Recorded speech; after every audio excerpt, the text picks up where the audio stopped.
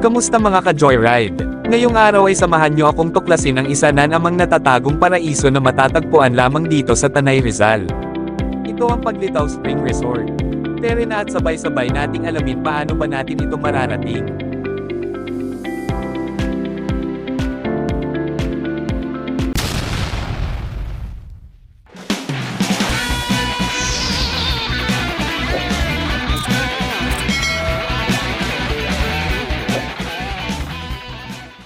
Kung ikaw ay taga Manila, Quezon City o Mandaluyong ay pwede kang sumakay ng UV o jeep papunta ng Tanay.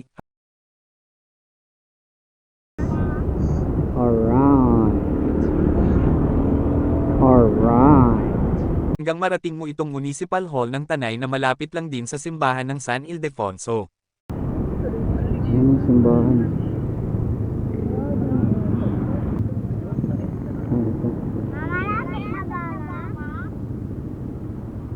Dito na tayo. Oh, diba? Ito tayo.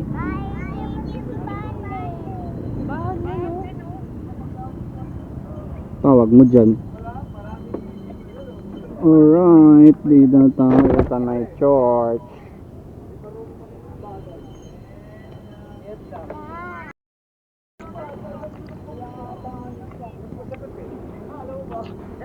Meron yan.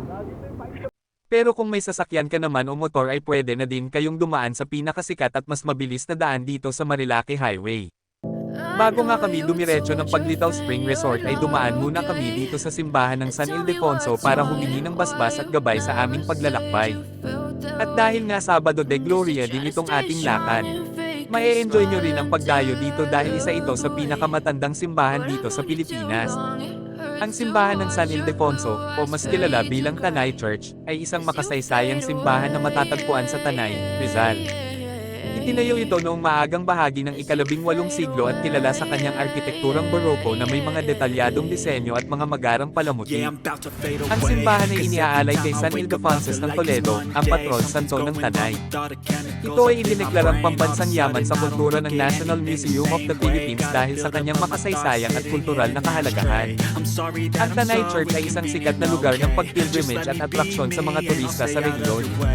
See the way you look at me, I'm such a disgrace. I never really asked to be brought into this place. You wanna love me? Well then baby I have a taste. All the highs and the lows, no you'll never be the same. I don't really wanna hurt you but I can't control the pain. If you're sticking by my side, maybe we could be okay. Okay, maybe you could be the change I need today. I promise that I've never felt this way. I really hope that you will choose to stay through all the pain. I know you told your friend you're not okay, and tell me what's wrong and why you never said you felt that way. Guess you're trying to stay strong and fake a smile until I look away. But I've known you too long, it hurts to watch your blue eyes fade to gray. Mula nga dito sa Tanay Church ay muli kami bumiyahe ng mahigit 45 minuto hanggang sa marating namin itong kalsada papuntang Daranak Falls. Literal na basbas nga ang binigay sa amin ng itaas dahil inabutan pa nga kami ng ulan. Ito pa Paglitaw. Salamat. Mga 10 minuto pa mula rito ang tatahakin natin bago natin marating ang sadya natin ngayong araw. Siyempre ang Paglitaw Spring Resort. Heto nga at nakarating na tayo sa bungad ng Paglitaw. Kung may dala kayong sasakyan ay wala kayong dapat ipag-alala dahil malawak ang space ng parking lot dito. 100 piso lang ang entrance fee dito for adult at libre naman ang mga bata.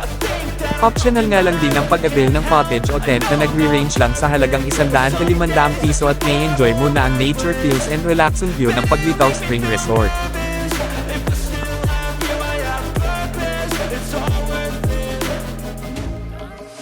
I can feel how I'm changing. I don't know if I'll ever go back. All the ways that you make me build me up on the things I lack. I don't ever wanna lose you now. 'Cause I don't think I'll make it through now. 'Cause it's you and Ranagar! Ranagar! Ranagar! Malamig!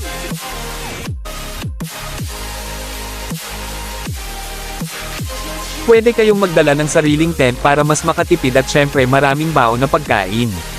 So hanggang dito na lang at muli, this has been your friendly Riderhood Mark, na nag-iiwan ng isang kasabihan. Mahirap man ang daan, tiyak na may magandang patutunguhan. Thank you for watching, and see you sa ating next video.